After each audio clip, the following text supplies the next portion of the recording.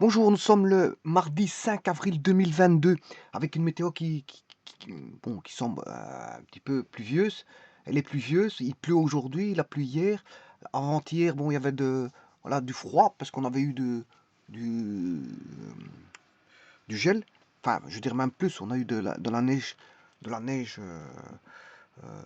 qui a vite disparu parce que les températures se sont rehaussées très rapidement. Donc, on peut vous dire qu'ici, bon, on est dans une période, je veux dire, instable, où on a de la pluie, le ciel est couvert et il fait froid. Il fait froid. Donc, ceci étant dit, froid, bon, quand je dis froid, ben, il ne doit pas faire plus que 6-7 degrés, euh, en espérant que ça va s'améliorer, alors que nous avons connu quand même du bon temps enfin, du bon temps, du froid pendant un mois, mais des éclaircies pendant un mois. Maintenant, tout a chamboulé. Même à un moment, on a eu un pic de 18 degrés. On avait des températures de 6, 7, 8, 9, 10, et puis c'est remonté à 18, mais ça a été exceptionnel, ça a été 1 ou 2 jours, pas plus. Puis bon, c'est vite parti. Mais en tout cas, on a eu des éclaircies pendant tout un mois. Et puis, on a eu du mauvais temps qui est arrivé. Ça fait d'ici 4 jours qu'on connaît du mauvais temps. 4-5 jours, on va dire ça comme ça. Euh, eh bien, aujourd'hui, il pleut. En cette matinée, il pleut. Alors ici, je vais faire une vidéo qui va être consacrée à une des théories, je veux dire, très importante, quoique exceptionnelle, enfin exceptionnelle, pas exceptionnelle, mais euh, elle n'est pas généralisante. Elle sera, on va dire, particulière. particulière. Elle ne sera pas généralisante. Je vais vous expliquer pourquoi pas généralisante et pourquoi particulière. Mais dans un premier temps, je peux vous dire que ce théorème que je vais voir, celui qui fait de l'électricité, s'il n'est pas passé par là, ben, il ne comprendra pas les tenants et les aboutissants de ce qu'on appelle un potentiel électrique. Alors, un potentiel électrique, euh, beaucoup de gens bon, savent ce que c'est qu'une tension, qui est une différence de potentiel. Une tension, c'est une différence de potentiel, mais beaucoup de gens n'y voient pas très bien, clairement, ce qu'il en est. Et pour cause. Et pour cause. Je vais justement expliquer tout ça. Avant d'arriver à cette notion de potentiel, euh, bien sûr, il faut voir un fameux théorème qui est le théorème de la circulation. Théorème de la circulation.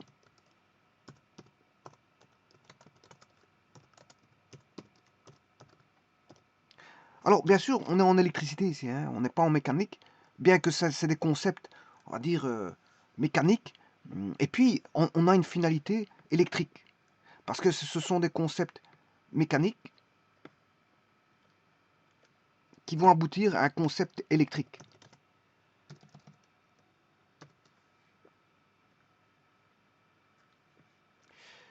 Alors, concept mécanique. Pourquoi concept mécanique? Parce qu'on parlera de force, tout simplement.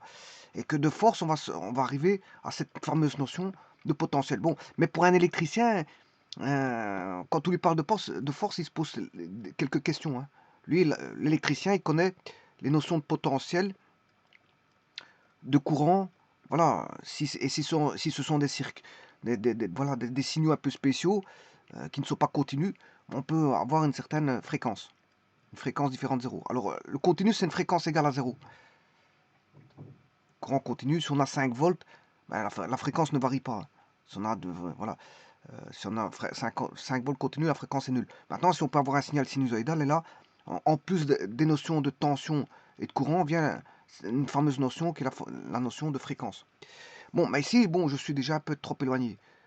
Avant de parler de tout ceci, déjà, essayons de comprendre ce qu'est la tension.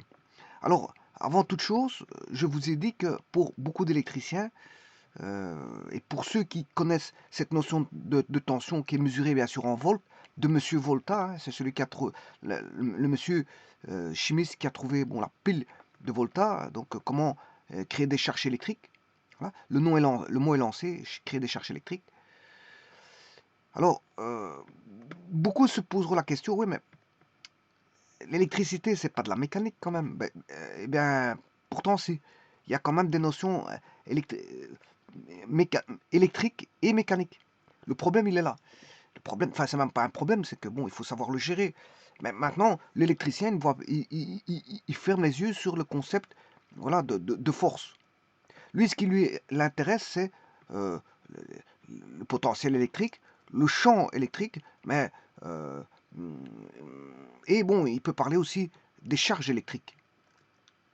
Voilà, des charges électriques. Bon, maintenant, on a un concept mécanique dans le sens où si vous placez dans un environnement des charges, si vous placez dans un environnement des charges, enfin, ou une charge, ou voilà, une charge Q, eh bien, vous allez avoir une force électrostatique et donc un champ électrique. Alors, je vous rappelle que E, c'est mesuré en newton par coulomb.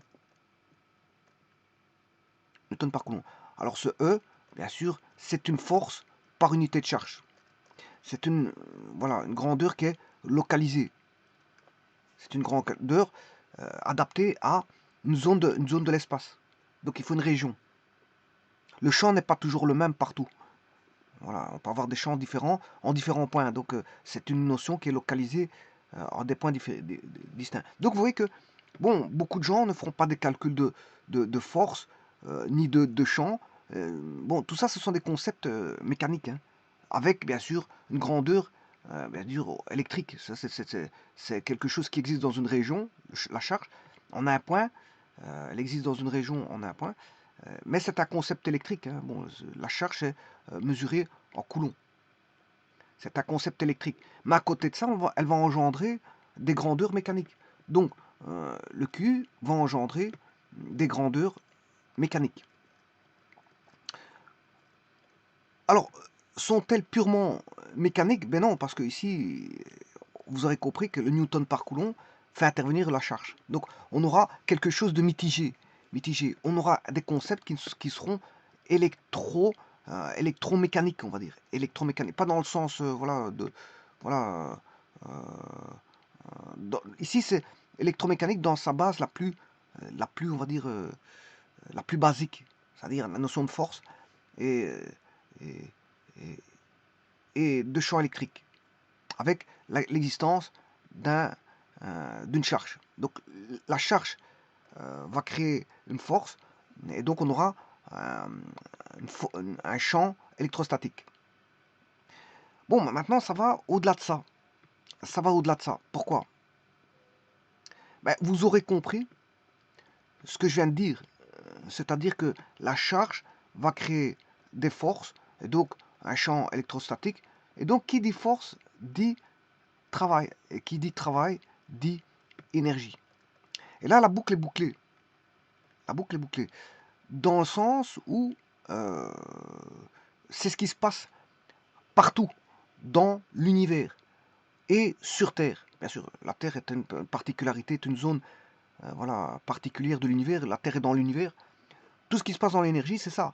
Ce sont des échanges de matière, bien sûr, matière aussi, de matière, et d'énergie. Bon, la matière, où elle est ici? Elle est reprise dans la charge Q. Hein. La charge Q, c'est de la matière. Hein. C'est quand même bien de la matière.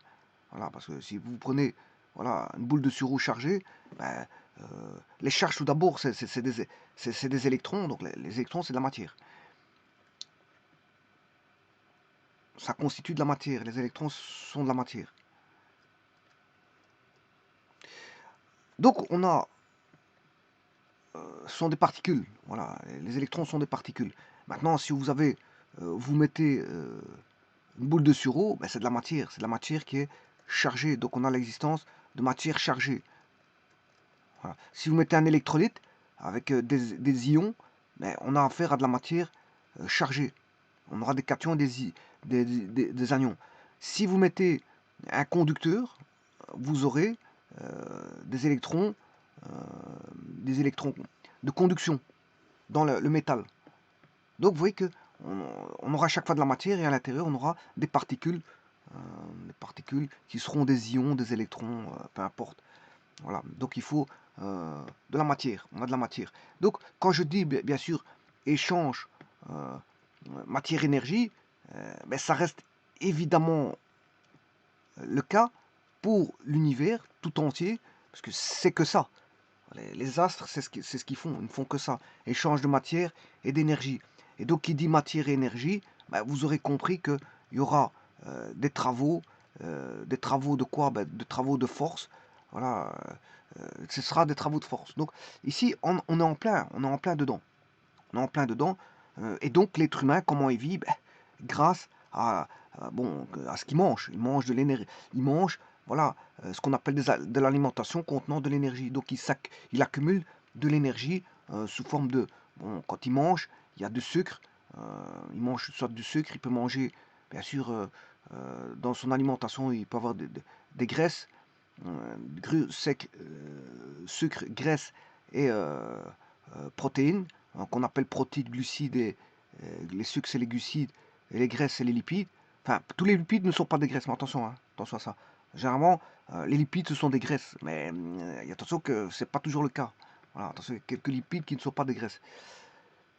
Donc, en général, on dit que les lipides sont des graisses, voilà, et les protéines ce sont des protéines. Alors maintenant, l'énergie utilisée par le corps, ben, il est sous forme, bien sûr, de sucre accumulé et de graisse. Plus vous mangez de sucre, plus vous accumulez, vous stockez de l'énergie. Et plus vous mangez de la graisse, c'est aussi de l'énergie. Comme les hydrocarbures sont constitués, voilà, de carbone et d'hydrogène. Ben, les sucres sont composés de carbone et hydrogène, ben, et autre chose parce qu'il y a de l'oxygène.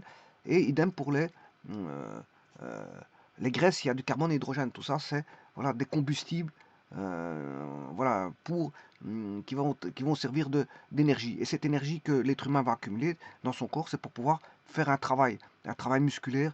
Bon, une fois qu'il a mangé, ben, il peut aller faire du sport, il peut faire ce qu'il veut.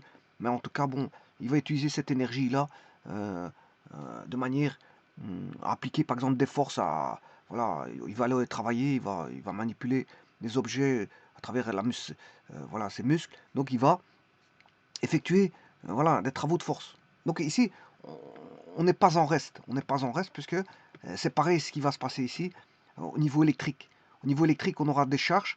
Des charges, on aura des forces. Qui dit force dit travaux. Qui dit travaux dit énergie. Voilà, et la boucle est bouclée, c'est bon, tout le monde, aussi bien les astres font ça que les êtres humains, que les êtres vivants font ça. Ils accumulent une forme d'énergie pour pouvoir vivre. Donc la base de la vie, c'est se maintenir, voilà, absorber de l'énergie pour pouvoir se maintenir, voilà, la vie. Grâce à l'énergie, ben, on maintient la vie. Sans énergie, il n'y a plus de vie. Et ici, c'est pareil. Bon, on a l'existence d'électricité. euh, Si pour autant bah, qu'on mette en relief l'existence de charges et donc de forces électrostatiques et donc de champs électrostatiques et donc de potentiel électrique. Et puis bon, ce potentiel, on peut l'utiliser pour faire circuler un courant dans des conducteurs, dans des semi-conducteurs ou autres. Voilà. Ou dans une bobine, ou peu importe. Parce que faire passer un courant dans une bobine, on crée un champ électromagnétique. Via voilà, on a des forces bien sûr électromagnétiques. On peut créer le moteur, F égale BLI. Voilà, là, une force est égale à voilà, l'induction fois une certaine longueur euh, voilà, de bobine fois le courant passant dans la bobine. F égale BLI, vous avez des forces magnétiques et donc vous pouvez faire tourner des objets. Vous pouvez créer des forces pour faire tourner des objets, donc c'est le cas du moteur. Mais on peut aussi faire beaucoup de choses, hein, beaucoup de choses. Bon, donc ici, on va passer du point de vue mécanique au point de vue électrique. Alors je vous ai dit au départ qu'il y a une particularité que je vais tenir en compte ici. Et puis j'y reviendrai dans une généralisation dans une autre vidéo. Alors je vais passer de la mécanique au concept d'énergie, enfin d'électricité. Hein. D'électricité par l'entremise de la création d'un potentiel électrique. Voilà, donc à partir de la mécanique, bon bien sûr mécanique, mais il y a l'existence de charge. Hein. Il faut l'existence de charge. Alors, le théorème de circulation ici va être adapté, pourquoi? Pour un champ, théorème de la circulation, alors je vais le particulariser, et c'est ce que j'ai dit au départ, parce qu'après je vais le généraliser, mais voyons comment ça va se passer pour un champ constant, un champ, ce qu'on appelle un champ uniforme. Alors, comment créer un champ uniforme? Tout d'abord, un champ, c'est dans une zone d'espace. Donc, il faut ce qu'on appelle un domaine ou une région. Une région ou un domaine. Donc, voilà, un domaine ou une région. Pourquoi? Parce que si vous... Comment créer un champ uniforme? Ben, vous mettez deux plaques parallèles, hein, deux plaques parallèles, planes, elles sont planes, hein, elles doivent être planes, donc doivent être bien planes. Je vais bien dessiner ça, voilà. Là j'ai une première plaque, et là j'ai une seconde plaque. Ces plaques étant planes,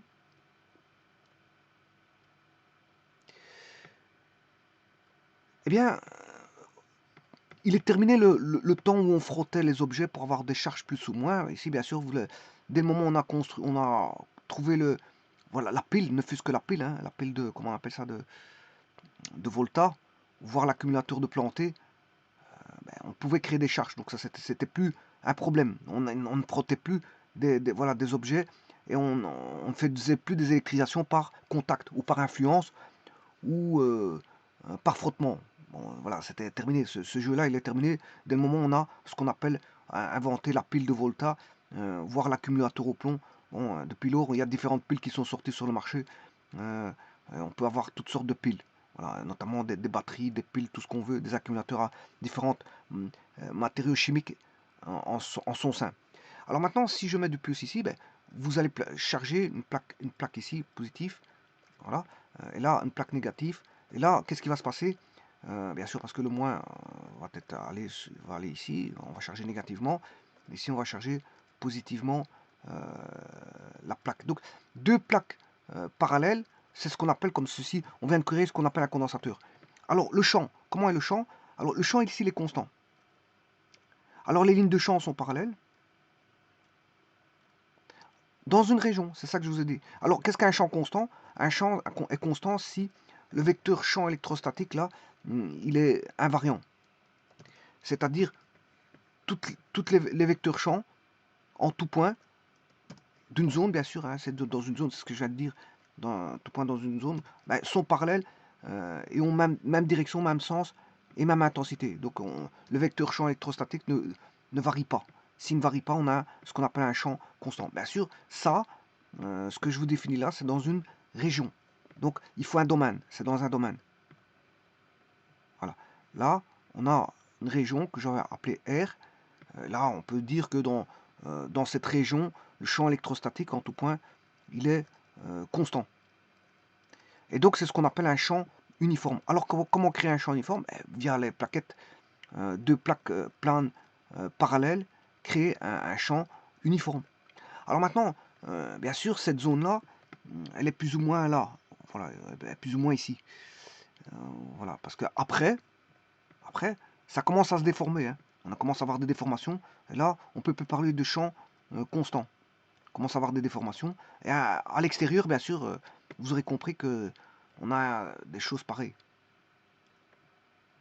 Le champ n'est vraiment plus constant à l'extérieur. Donc, il est constant dans une zone. Et donc, il faut définir la zone où le champ est constant. Voilà. Donc, ici, on a un champ constant. Alors, je réitère ce que je viens de dire.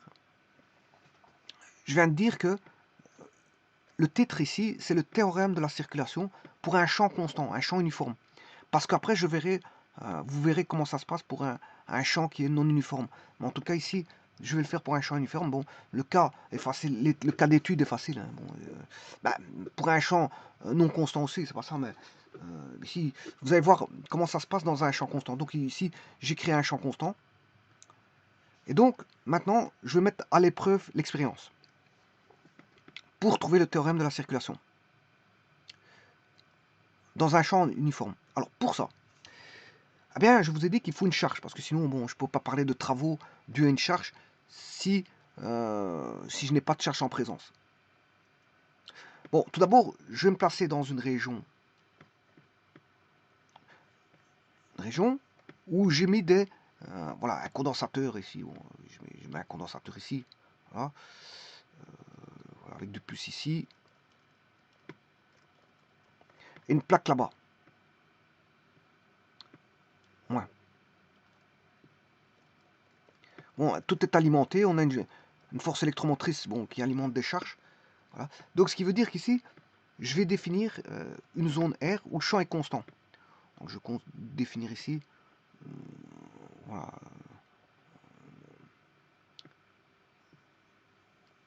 une région où le champ est uniforme. Voilà. Toutes ces zones-là, le champ est uniforme. Donc, si vous savez ça, vous savez qu'on vient de créer ici un champ uniforme.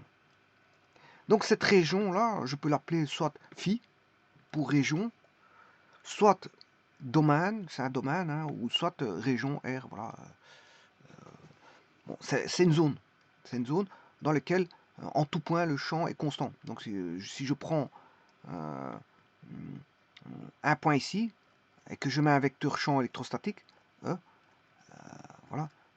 Si je prends un autre point ici, j'ai mis le point A, voilà. Si je me situe toujours dans cette région, voilà, ben, je prends un autre point qui est là-bas, B.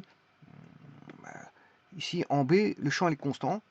Et si maintenant je voudrais prendre un autre point, C, ben, le champ est constant. Donc mettez-vous à l'esprit que le champ il est constant partout dans cette région R. Alors maintenant, j'ai pas besoin de 50 000 vecteurs champ, puisque je sais bien qu'il est constant, et je vais en garder qu'un seul.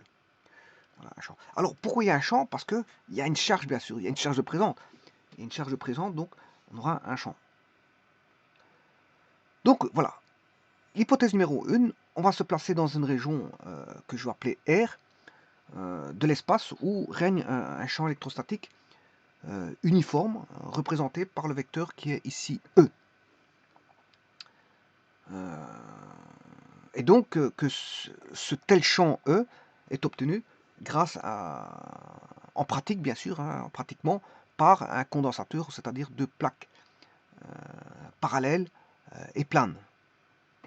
Bien sûr, deux plaques parallèles conductrices. Hein, conductrices. C'est pas des isolants. C'est deux plaques parallèles conductrices et planes. Alors, on va maintenant placer une charge électrique que je vais choisir ici, bon, pour l'intérêt comment on appelle ça, de la démonstration, je vais choisir la charge Q positif.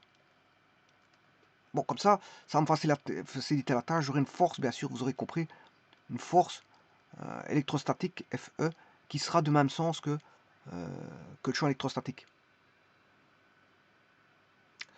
Voilà. Donc ici, je mettrai la force après. Vous allez voir pourquoi je vais le mettre après. Donc tout ce que je peux vous dire, c'est que je vais mettre une force F qui est égale à, bien sûr, E sur Q. Voilà. E sur Q. Alors, je vais la choisir positive pour simplifier, bien sûr, les choses. Elle va se déplacer dans le champ constant, dans le champ uniforme. Voilà. D'un point à un autre.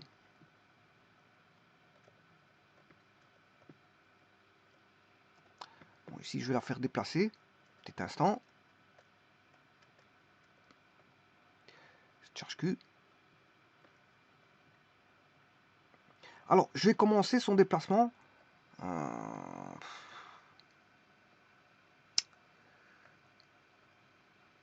vais choisir du vert pour le déplacement. Supposons qu'elle soit ici, au point A. Ce déplacement de charge, Q est en A. Q est en A. Ensuite, je vais le faire circuler suivant une courbe quelconque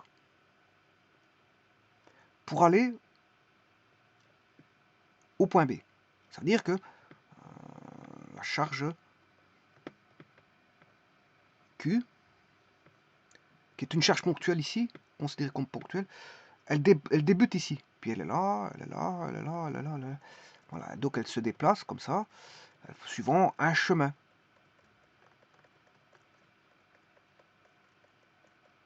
Voilà, elle se déplace comme ceci, suivant un chemin fixé. Donc ce chemin, je vais l'appeler L. L pour, ou je sais pas, je peux l'appeler bon, C pour chemin ou une circulation. Bon, il va circuler. pour aller de A à B va circuler. Bon, c'est une circulation. On va l'appeler C pour circulation. Bon, ce qui veut dire que là, comment va être la force en tous ces points? Quand la charge est ici, par exemple, ben, la force, ben, E est égal à F sur Q. La charge étant positive. La charge étant... Oui, la circulation va aller de A vers B. Hein. Pourquoi de A vers B? Ben justement, parce que c'est pour ça que j'ai choisi la charge positive. La charge positive, de telle manière à avoir la force qui va dans le même sens que E. Parce que ici, E, vous voyez E, c'est un vecteur, il a une certaine direction. Si je divise par un scalaire qui est positif, mais la direction ne change pas. Hein. Sauf si maintenant j'avais mis une charge négative, on sera à l'opposé de E. Donc ça veut dire on aurait une force par là, donc on n'irait pas de A vers B, mais de B vers A. Voilà. Ici, il est de même sens que E, donc il n'y a pas de problème ici.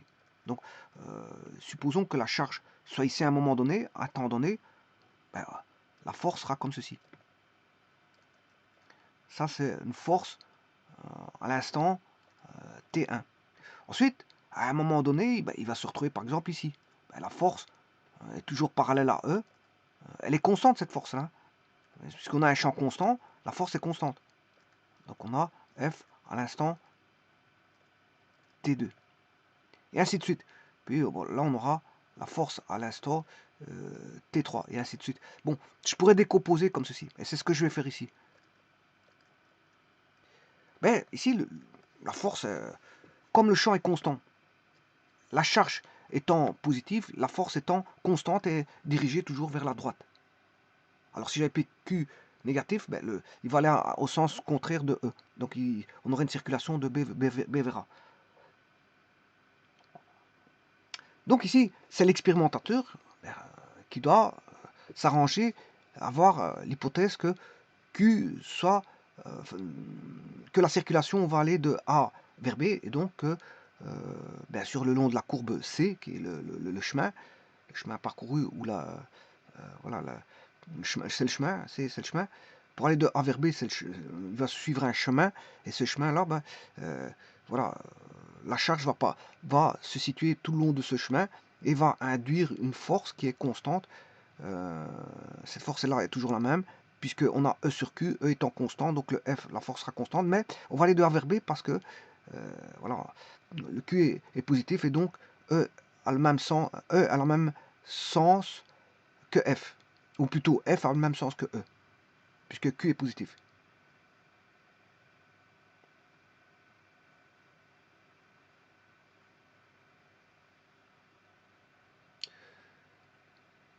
Donc voilà, la donne c'est ça. Alors maintenant, sachant qu'on a ça, je vais simplifier les choses pour voir un peu plus clair. Je ne vais pas dessiner tout ça parce que ça vient encombrer. Ceci vient encombrer le dessin, ça encombre. Hein. Mais vous devez avoir ça à l'esprit. On va de A à B, suivant un chemin. La charge est positive. La charge va aller de proche en proche, suivre le chemin de A vers B. Ah, il va faire son petit bonhomme de chemin. Hein, voilà, il va aller de A vers B, suivant un chemin donné qui est C, bien sûr, dans un champ électrostatique uniforme. Alors maintenant, je vais évaluer le théorème de la circulation, c'est justement d'évaluer le travail. Mais on ne peut pas évaluer le travail directement comme ça. Parce que, voilà, le travail va être évalué. Ce qu'on va faire, bien sûr, vous aurez compris que c'est évaluer le travail de A jusqu'à B, effectué par la charge Q, voilà, puisque la charge Q va induire une force constante, hein, une force constante tout le long de son trajet, pourquoi? Parce que le champ est constant. Si le champ est constant, ben, la force est constante. Donc là, une force qui se déplace, vous savez très bien qu'une force qui se déplace, une force fois un déplacement, ben, ça fait un travail. Donc on a compris qu'ici, ben, attention que c'est un produit scalaire, hein, ça. C'est un produit scalaire. F fois D, une force fois un déplacement, c'est un produit scalaire. Je peux faire ça comme ça, pour dire que c'est un produit scalaire, je l'ai mal fait. Voilà. Je vais mettre le produit scalaire pour bien montrer que c'est un produit scalaire, voilà, comme ceci, avec un point comme ça. Alors c'est ce qu'on appelle le dot, c'est un point, dot product, contrairement à cross produit en croix. Ici c'est dot, c'est un point, dot product. Ne pas confondre le produit vectoriel et le produit scalaire. Si c'est un produit scalaire, alors le produit scalaire donne un scalaire. Par définition, un produit scalaire donne un scalaire et un produit vectoriel donne un vecteur. Donc ici, le travail, c'est un scalaire. Le travail est un scalaire qui se mesure en joules. Donc on a une charge qui produit une force dans un champ donné, un champ constant. Et donc, cette force travaillant, elle va, bien sûr, elle a une certaine circulation dans un trajet de A à B. Donc, on aura un travail qui va s'effectuer. Mais le problème, c'est que on peut pas effectuer, on peut pas, je veux dire, trouver le travail directement, l'expression du travail en une fois. En une fois. Il faut l'expliciter de manière analytique, comme ceux qui ont fait l'analyse, les mathématiques, l'analyse en mathématiques, il y a ce qu'on appelle l'analyse. En analyse, justement, on exprime des concepts analytiques d'intégration, par exemple, voilà, ou de dérivation, ou de différentiel, par des expressions analytiques. Eh bien, ici, ça va être pareil. On va avoir une expression analytique qui va s'arrimer tout droit de... Bon, ici, je rappelle qu'il y a une région de l'espace. Hein. Bon, je ne la mets pas. Pour ne pas encombrer, je ne la mets pas. Pour ne pas encombrer, je ne vais pas mettre la région de l'espace ici. Voilà, le R, je ne le mets pas. Mais vous savez qu'il y a un R. Alors moi, je vais m'intéresser à ce R où existe un champ constant. Bon, je ne mets pas le R, parce que bon, voilà. Ici, je simplifie le dessin pour faire du calcul infinitésimal, de l'analyse. Voilà, donc, qui va revenir à un calcul intégral, hein, vous allez voir. Alors voilà le trajet. Voilà le trajet. Maintenant, les concepts mathématiques vont arriver à ce stade-ci. C'est que bien sûr, on a... Bon, je vais mettre le vecteur champ électrostatique pour pas qu'il vienne un peu trop, je veux dire, encombrer le dessin. Je vais le mettre ici. Voilà, le vecteur. Alors, en tout point, le vecteur champ électrostatique est constant. Bon, ça, je ne reviens plus là-dessus. Mais j'en mets un pour dire comment la direction du vecteur électrostatique, il est dans quel sens. Quelle direction et quel sens. Donc, il est comme ceci. Ça veut dire qu'on a, si vous voulez, une direction qui est comme ceci. La direction due, bien sûr, à un condensateur qui va provoquer un champ uniforme. Sa direction, elle est comme ça. Ça, c'est delta. C'est la direction delta. Voilà. Alors, la force aura cette direction delta. Puisque la force, c'est E est égal à F sur Q. Enfin, E est égal à F sur Q, oui. Donc, Q étant positif, on peut dire que la force aura la même direction que delta. Donc, je vais positionner cette force. Et je vais situer la charge où elle est, à un moment donné. Alors, supposons qu'à un instant donné, bien sûr, tout est dépendant du temps parce que c'est un déplacement, supposons qu'il soit là. Voilà, on va supposer que la charge, à un moment donné, à un temps donné, la charge est positive, là, elle soit là. Bon, ça veut dire que le vecteur force, il est où? Ben, il est ici. Voilà, il est parallèle à E, c'est ça que je veux dire. Voilà, ça, c'est le vecteur force, électrostatique. Alors, il sera toujours parallèle à E. Hein, et E est toujours parallèle à une direction delta, puisqu'on a un condensateur. Voilà, on a deux plaques métalliques, voilà, planes et parallèles sur les à côté, qui font qu'on a toutes les forces parallèles et toutes les vecteurs champs électrostatiques parallèles en tout point. Bon, maintenant, si vous voulez la charge à un autre instant, vous aurez compris que je dois remettre, par exemple, si à un autre instant la charge Q, qui est positive bien sûr, est là, ben, de nouveau, vous devez redessiner ce même vecteur ici. Vous devez le remettre là, hein, comme ceci. Voilà. Ça, c'est à un autre moment donné. Alors, pour éviter d'encombrer le dessin, donc ça veut dire que vous allez avoir une circulation de la charge. Mais vous allez avoir une circulation autant la charge, qu'est-ce qu'elle va faire, la charge? Si vous avez compris, la charge va circuler le long de, voilà, de cette courbe C. Voilà. Ça, c'est ce qu'elle va faire, la charge. Mais en même temps, que va faire le vecteur? En même temps, le vecteur, alors supposons qu'il... On va regarder. Le vecteur, il va faire ceci. Voilà. Ça, c'est la charge Q. Donc, on a le vecteur qui va faire ça. Donc, il débarre en A. Hop, il suit la courbe. Bon. Alors, je descends. Je remonte. Je redescends. Je remonte. Voilà. Et hop, il est arrivé en B. Et voilà. Et on va évaluer le travail pour aller de A à B. Alors, pour ne pas encombrer tout le dessin, je mets qu'une seule force. Je vais mettre qu'une seule force.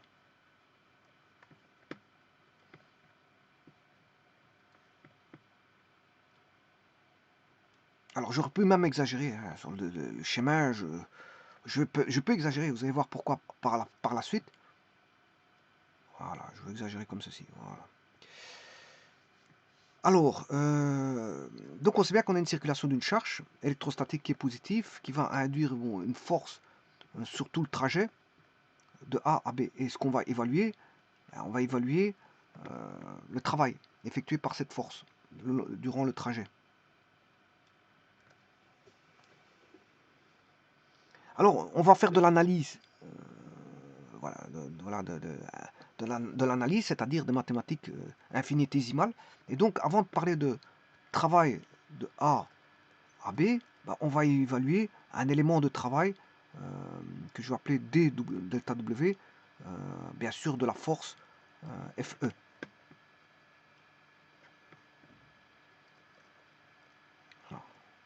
Avant d'évaluer le travail de la force FE durant tout le trajet, faisons-le déjà de manière infinitésimale.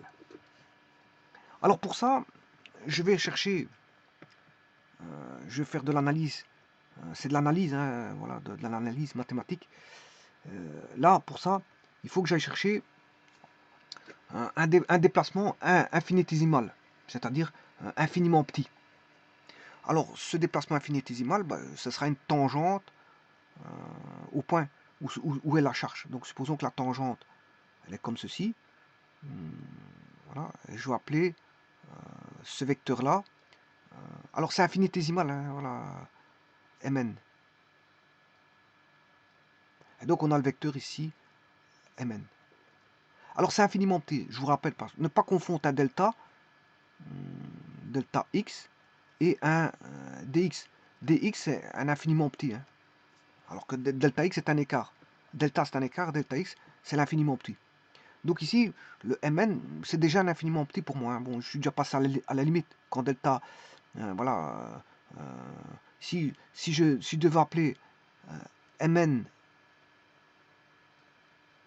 égale dl au niveau infinitésimal, je vais faire de l'analyse, hein, donc l'analyse infinitésimale, mais c'est une espèce de delta L, la limite quand delta L tend vers 0, de delta L, bon, c'est les concepts, voilà, voilà, du calcul différentiel, hein.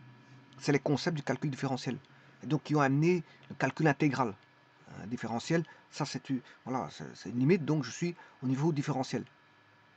Mais bien sûr, c'est un différentiel, ici vectoriel, parce que j'ai affaire à un vecteur Mn. Donc ce Mn, bon, je l'appelle dl. Donc ici, bien sûr, c'est des vecteurs. C'est une différentielle vectorielle, si vous voulez. On va dire ça comme ça. C'est une différentielle vectorielle.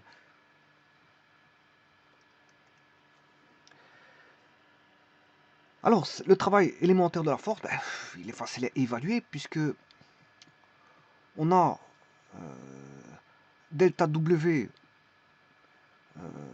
bien sûr, en un point, au point delta W pour aller en M, au point M, de la force FE, n'est rien d'autre qu'une force fois un déplacement. Or, la force, c'est quoi? C'est FE. Le déplacement, c'est quoi? C'est produit scalaire dl. C'est un déplacement infinitésimal, hein. C'est très petit. Bon, c'est une limite qui tend vers 0. Donc voilà. Donc, ça veut dire, vous aurez compris qu'il faudra faire une somme, hein, pour avoir tous ces éléments dont on va voir une somme. Il faudra sommer tous ces éléments infinitésimaux. Bon, ils vont tendre tous vers 0. Bon.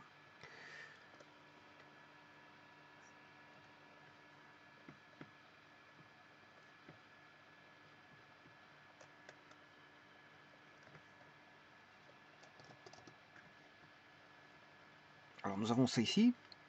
Alors, ce que nous savons aussi, bon, les calculs pour ne pas encombrer, parce que le problème c'est de ne pas encombrer le dessin et de se retrouver avec les calculs à droite et le dessin à gauche. Donc, dessin à gauche, calcul à droite. Voilà. Bon, maintenant, ce qu'on peut dire, ben, je viens de le dire, que delta W au point M est égal à la force électrostatique, Fe, fois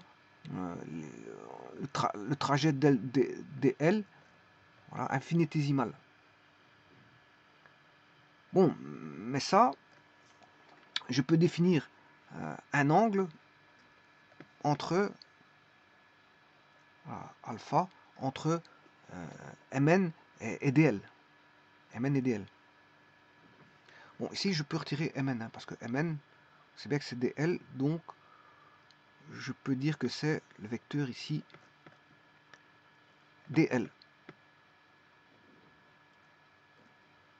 Infinitésimal, hein, je vous rappelle. Il n'est pas si grand que ça, c'est moi qui les mets grand pour avoir une certaine vue des vecteurs. C'est bon, voilà, c'est un vecteur infinitésimal, donc c'est conceptuel ici. Hein, bon. N'allez pas voir que c'est le vecteur là, parce que le vecteur là, si vous le mettez infinitésimal, vous ne le voyez plus. Donc autant le mettre pour bien conceptualiser, analyser, je veux dire, la chose. Donc je vous rappelle que ça c'est W travail au point M de la force Fe. La force travail.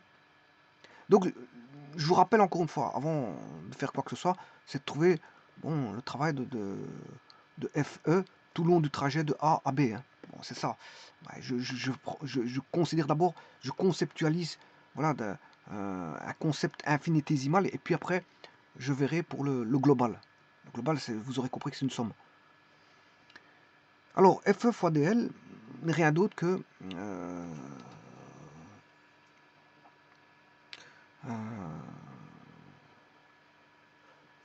en fonction de l'angle alpha, bien sûr, c'est Fe fois... Alors ici, vous remarquez que c'est un produit scalaire. Hein. Alors ici, c'est Fe fois dl cosinus alpha.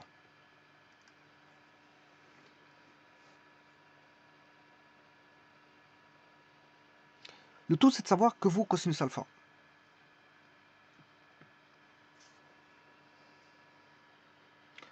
Alors, pour ça, je vais mettre un axe. Dès le moment où je vais faire des projections en cosinus alpha, il faut que je mette un axe, c'est obligatoire. Alors cet axe, comment va être situé cet axe? Eh bien, il va être parallèle à FE, il y a E. Il va être l'image de la direction de E et de FE. C'est la meilleure projection qu'on peut avoir, c'est celle-là. Voilà, cet axe, je peux l'appeler l'axe X, ou l'axe Y, ou l'axe Z, peu importe. Bon, je vais l'appeler l'axe Z. Et donc, les projections vont être les suivantes. Je vais projeter dl cosinus alpha. Alors dl cosinus alpha, c'est une projection. Hein. On va projeter dl sur l'axe Z.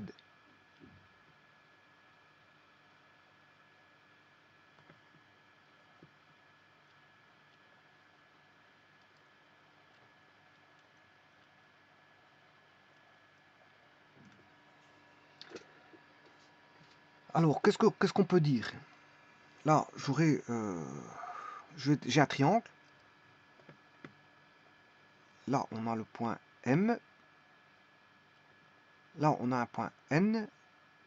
Et là, je vais mettre un point H.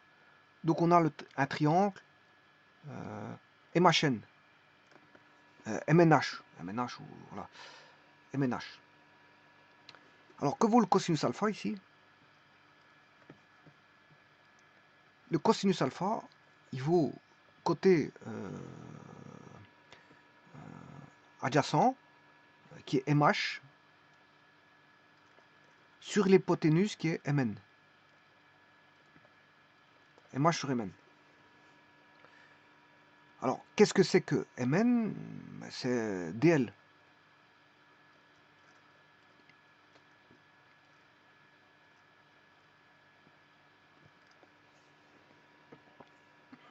Alors, je peux tirer que MH, MH c'est DL cosinus alpha.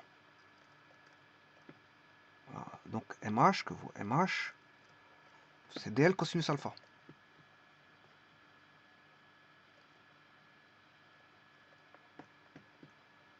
Donc, vous voyez, vous avez cosinus alpha.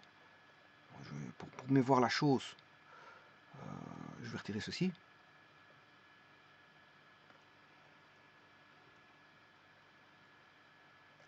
Voilà.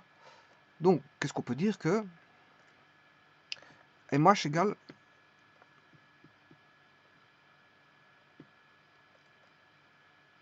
DL cosinus alpha. Voilà.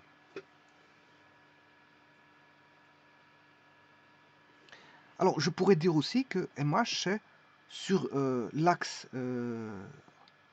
AZ. Bon, ici, je peux mettre O pour origine. Hein. O égale A. C'est l'origine de l'axe. Eh bien, ça, je peux dire que c'est DH. C'est un élément DH. Donc, ceci, DL cosinus alpha, je peux dire que c'est DH. Bon, c'est la projection sur l'axe Z. Voilà, c'est ça que ça veut dire. Bon, je peux tout effacer. Sachant cela, hein, je peux écrire que là, ça fait FE DL cosinus alpha, c'est FE DH. On a projeté, voilà, sur Z.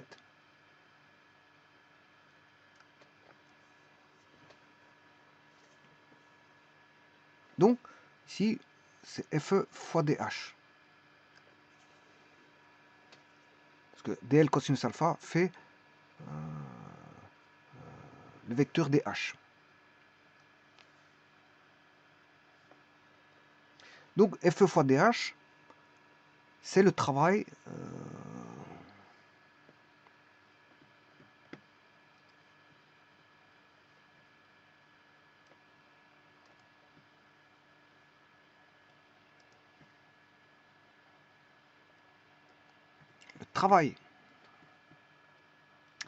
l'élément de travail au point M égale de la force, bien sûr, FE, de la force FE, c'est une force multipliée par le vecteur de projection sur l'axe DZ qui, lui, est parallèle, bien sûr, à E, à la direction de E et de FE.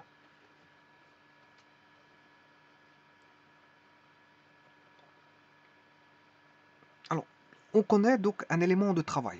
Maintenant, on peut conjecturer. Parce que si je faisais ça ailleurs, on aura aussi un autre DH. Puis encore un autre DH, et ainsi de suite. Je peux décomposer tous ces DH. Donc ça voudrait dire que ceci ici,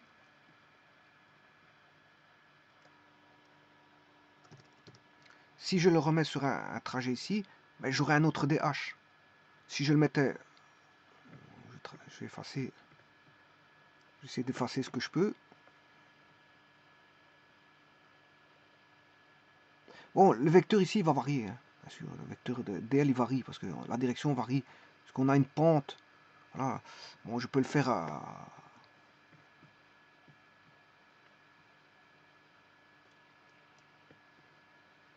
Je vais prendre un autre point Q.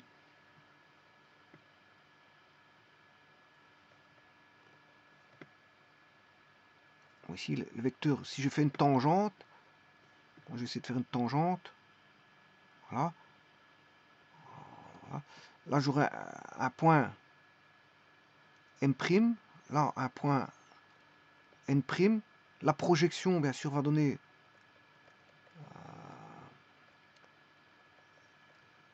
DH'. Voilà. Chaque fois comme ça. Donc, tout le long du trajet, vous allez chercher des tangentes. Des tangentes. Et ces tangentes-là, vous les projetez à chaque fois. Bon, bien sûr, c'est des tangentes infinitésimales. Et je vous ai dit que la charge ne varie, enfin la force ne varie pas. Hein. Donc dans ce cas-ci, par exemple, si je suis en M', la force, elle va être comme ça. Et là, là où sera la charge, la force ne va pas varier. C'est une force constante. Parce qu'on est dans un champ uniforme, la force est constante. Bon, vous aurez compris qu'on aura un ensemble de DH. Et donc, pour avoir le travail de A à B,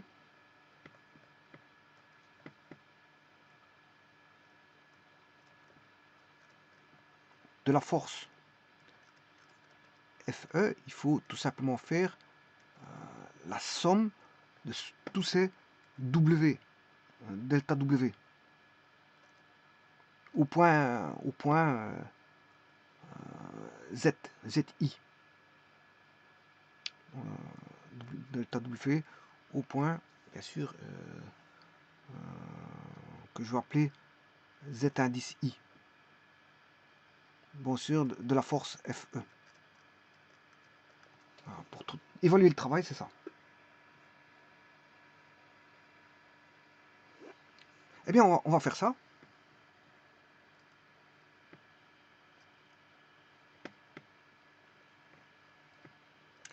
Donc le travail de A à B de la force électrostatique qui est constante dans un champ uniforme constant, dans une région où il préexiste un champ constant, on a la force électrostatique fois sa projection, sa produit scalaire, fois la dot product, hein, fois la projection sur l'axe Z des H. Non, je m'excuse. J'ai été un peu trop vite. Je m'excuse. C'est la somme des éléments de travaux en chaque point ZI, aussi petit soit-il, des forces FE situées en ZI. Et ça, vous aurez compris que c'est la somme des forces FE fois tous les trajets DH, fois tous les éléments DH, aussi petit soit-il. Mais la force ici, elle est constante. On a une force constante. Donc, il peut sortir de la somme. Donc, il suffit juste à sommer tous les éléments DH.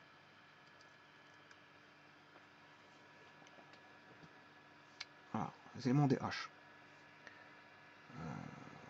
Bon, maintenant, la projection de FE sur Z, ça fait FE, parce qu'il est parallèle, on a une force parallèle à l'axe. On a une force parallèle à l'axe. Si je projette FE, ça fait FE.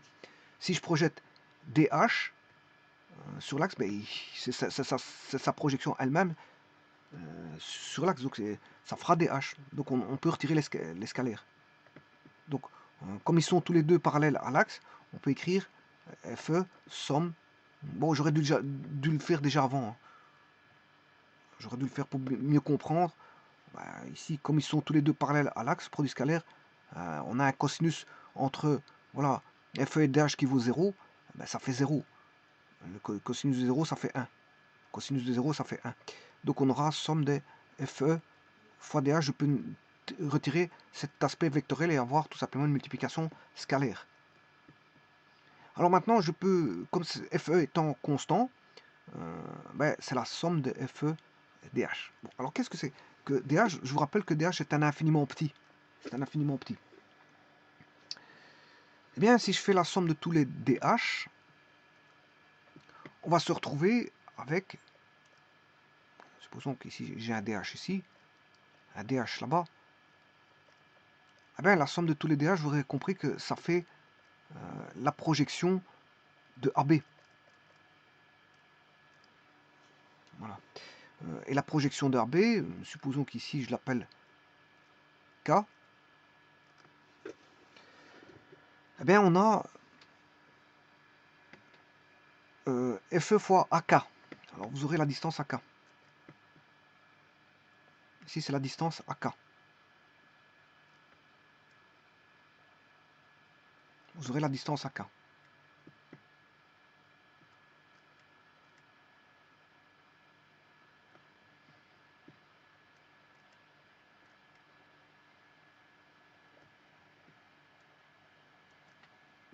Donc on a ici FE fois AK. Alors maintenant, ça c'est le travail pour aller de A à B.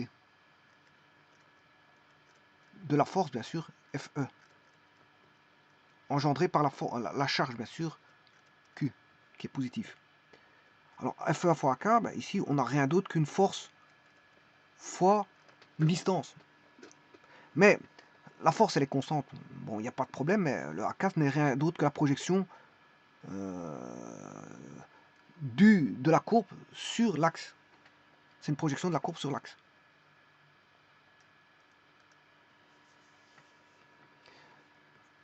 Alors,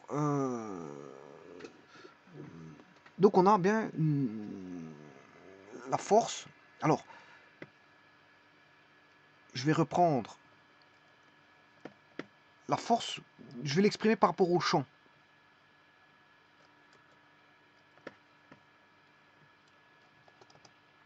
On sait bien que maintenant je vais faire intervenir le champ.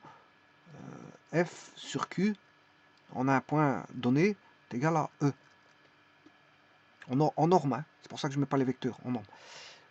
Donc ici c'est la force électrostatique. Donc je peux dire que FE est égal à QE. Donc FE fois AK, c'est FE. FE fois AK, c'est Q fois E. Q fois E fois la distance AK. Donc la distance AK, je vous rappelle, qu'est-ce que c'est? C'est la somme de tous les DH. Hein. Donc la somme de tous les DH, j'aurais pu dire que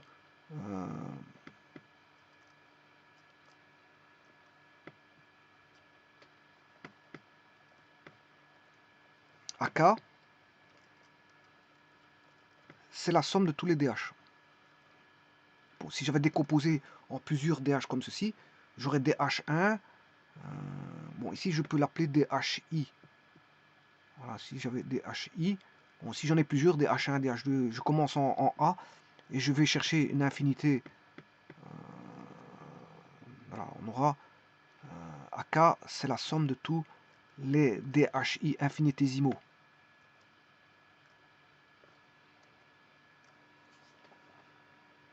Voilà, que vaut AK, bien sûr, de ou à ou, hein, bien sûr, de les DHI en décomposant pour aller de A jusqu'à B, des DHI. Des éléments infiniment petits, ben, vous aurez compris que c'est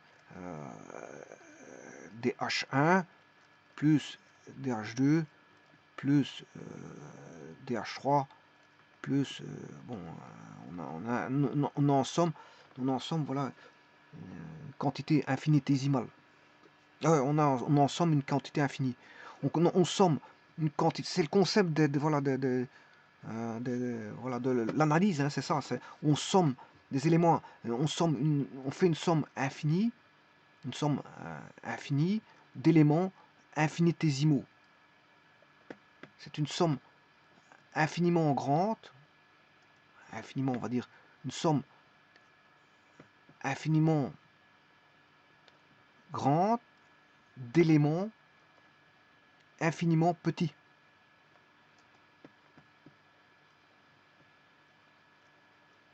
Voilà. Et alors, le concept nous fait dire que c'est DH1, DH2, DH3, etc., qu'on a décomposé. Bon, comme on ne peut pas le décomposer, je veux dire, de manière infinie pour l'être humain, on comprend, on met 3 petits points, hein, on se dit qu'il y a une infinité, une infinité de sommes, une infinité, une infinité grande de sommes d'infiniment petits. Bon, et on sait bien que le AK, la somme de DHI, ben, ça vaudra H. Ça, c'est conceptuel, hein. Je vous le dis tout de suite, c'est conceptuel, parce qu'on ne sait pas décomposer. Voilà, je dois mettre 3 petits points pour dire qu'on continue de manière infinie. Infinie. Je fais une somme infinie. Je fais une somme infinie. Et d'ailleurs, ici, j'ai mis de A à B d'éléments infiniment petits. Bon, ça, c'est des concepts, c'est des concepts. Et on comprend que cette somme va faire la projection, ben, je veux dire, sur l'axe Z, CDHI, le AK va donner H. Le AK va donner H.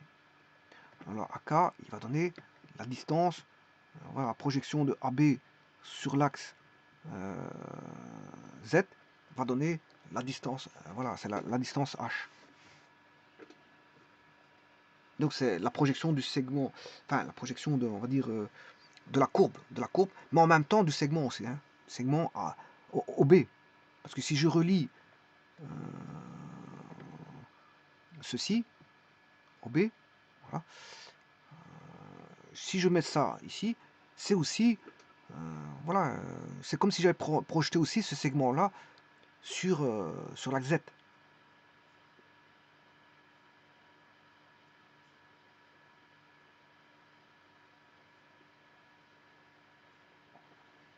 Voilà, c'est comme si on avait projeté sur l'axe Z ce segment.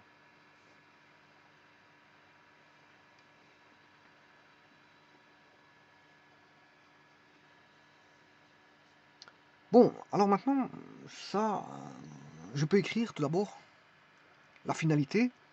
Donc j'écrirai que on aura le travail de A à B, de FE. Ah ben, il est trouvé. C'est une force fois un déplacement. Alors, quelle force, quel déplacement? Travail de A à B, de la force électrostatique due à la charge Q qui est positive dans un champ uniforme est égal à la force. Donc ici je l'ai mis, donc force fois déplacement, mais la force a été évaluée comme étant la charge fois le champ électrostatique fois la projection d'un segment qui relie le chemin, voilà, OB, sur qui relie le chemin sur OZ. Et donc on a cette distance-là, ben, fera H. Ça c'est la projection du segment AB sur l'axe Z. Sur l'axe Z. Donc l'axe Z, je vous rappelle, c'est la direction du champ. Hein. Bon, c'est un segment, bien sûr, on projette sur un axe qui est la direction du champ. Et la direction de la force aussi, parce que les forces et les champs aussi sont parallèles.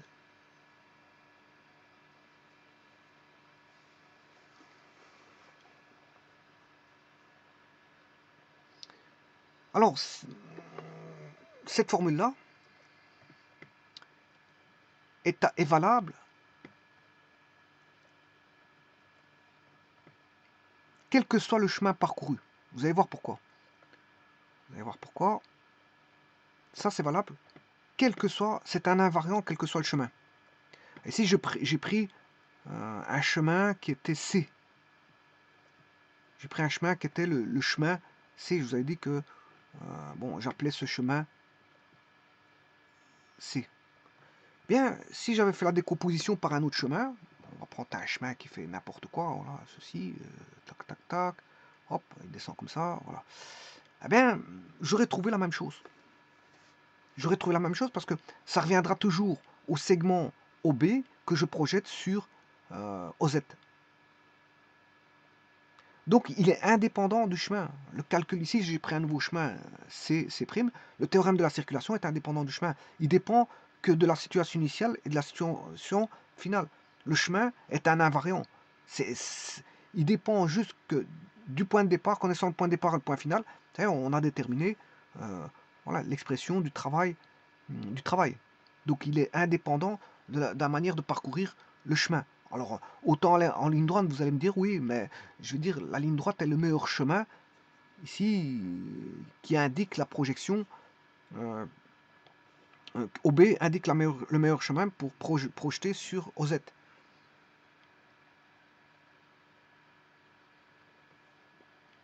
Donc quel que soit le chemin, ici c'est un invariant. Le travail ici calculé est un invariant.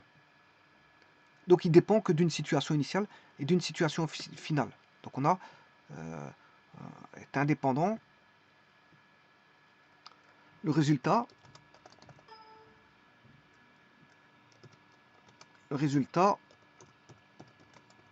est indépendant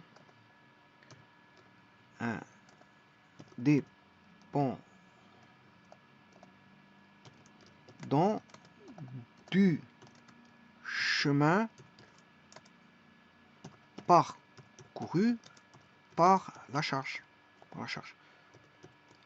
Voilà, donc elle dépend que de la situation initiale et de la situation finale. Donc le résultat, bien sûr, du calcul du travail. Hein. C'est le travail effectué par la charge dans un champ uniforme. C'est un champ uniforme. Donc, vous voyez bien que cette formule est importante, mais surtout qu'elle montre que le travail donc, de la force électrostatique est indépendant de la forme de la courbe, du chemin parcouru par la charge sur une courbe, quelle qu'elle soit, sur laquelle bien sûr se déplace la charge tout au long de ce trajet. Et bien sûr, vous aurez compris qu'on trouverait exactement le même résultat pour un déplacement de la charge sur une courbe autre que celle, n'importe quelle courbe, hein, vous pouvez prendre n'importe quelle courbe, vous trouverez toujours le même résultat. Bien sûr, même résultat pour autant que vous débutez au point A et que vous terminez au point B. Bien sûr, vous ne devez pas bouger, vous pouvez changer de courbe, mais pas changer le départ et la fin. Vous ne pouvez pas changer le départ et la fin.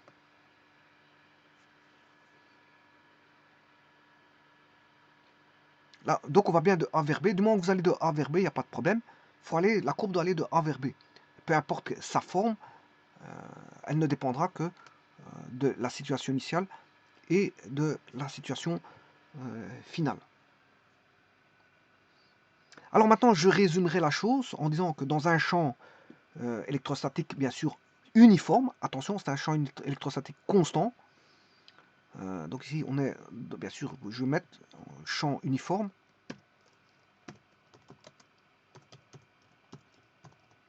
E étant constant. Le travail de la force électrostatique créée par la charge Q, qui est ici considérée comme positive ici, est indépendant bien sûr du chemin suivi. Il ne dépend donc que du point de départ et du point d'arrivée. Alors maintenant, je pourrais exprimer autrement grâce à ça. Je vais m'atteler à voir cette fameuse droite OA, OB. Alors si j'implique un angle entre, voilà, ici je vais impliquer un angle, j'ai un triangle rectangle ici, puisque j'ai le triangle rectangle OKB. J'ai un triangle OKB. Les triangles rectangles, bien sûr, en K. Les rectangles en K. Alors, je peux dire que si j'utilise le produit scalaire, si je fais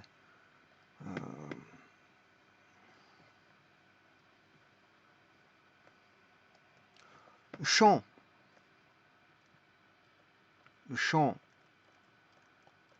fois le produit scalaire de fois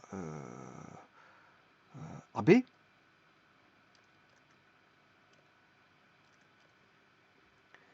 bien sûr, c'est égal à la norme de E fois la norme de AB fois le cosinus de bêta. Et AB cosinus bêta, AB, donc AB, A il est là, B, ça c'est l'hypoténuse.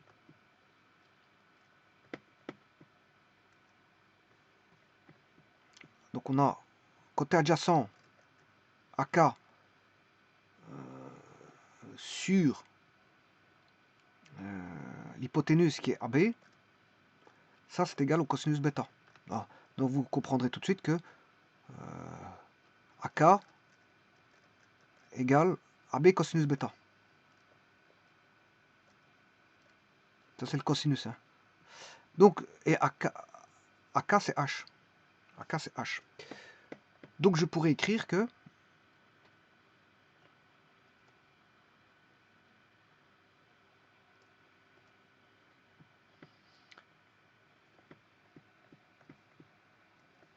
ici c'est E fois H.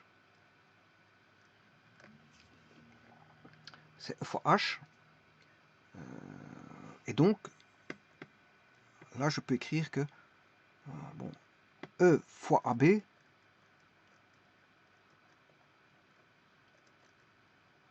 c'est E fois H. Donc en revenant ici, E fois H, qui est ici, ça c'est E fois H, c'est E fois AB. Donc je vais avoir une notion scalaire qui va être, j'ai la notion scalaire qui va être au niveau scalaire, on aura ceci.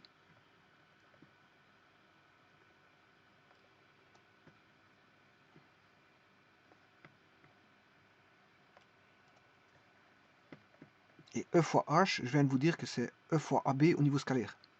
Donc on aura Q, E fois H, c'est E, produit scalaire, A fois B.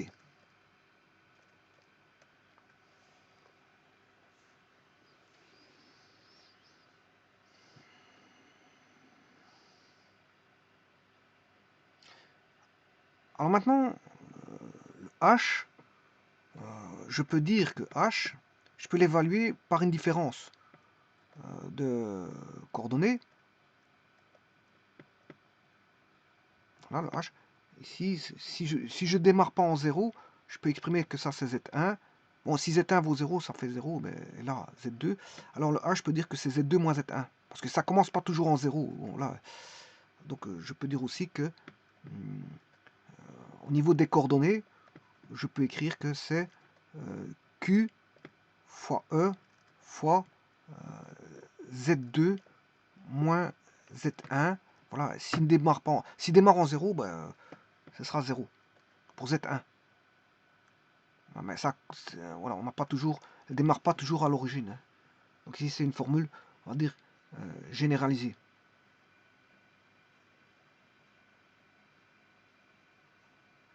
Alors, donc le travail,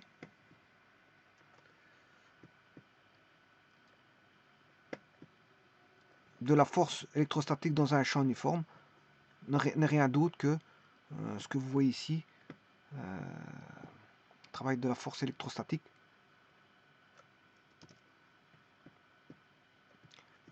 Une manière de l'écrire, je veux dire, très simplement, c'est d'écrire que Q fois E fois Z2 moins Z1. Et là, vous voyez bien que Z1, Z2, c'est la position initiale, finale, je m'excuse, c'est la position finale sur un axe voilà, de coordonnées, enfin un axe Z, c'est un axe Z, hein, il n'y a qu'une seule direction ici. C'est un axe à une seule direction,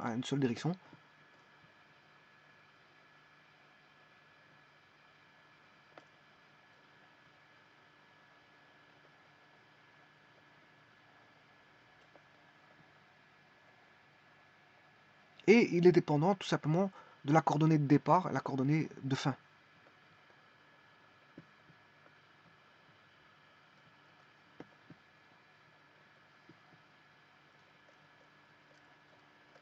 c'est un champ uniforme. Donc E égale constante. Voilà l'expression. Donc si vous connaissez, bien sûr, si vous connaissez la charge, la valeur de la charge, si vous connaissez le champ constant, vous le connaissez, et vous connaissez les positions de départ et de fin, mais vous pouvez évaluer facilement le travail sur une circulation donnée, voilà, dans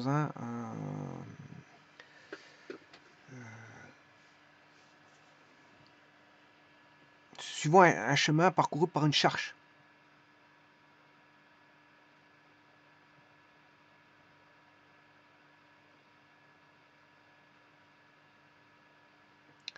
Je vous remercie.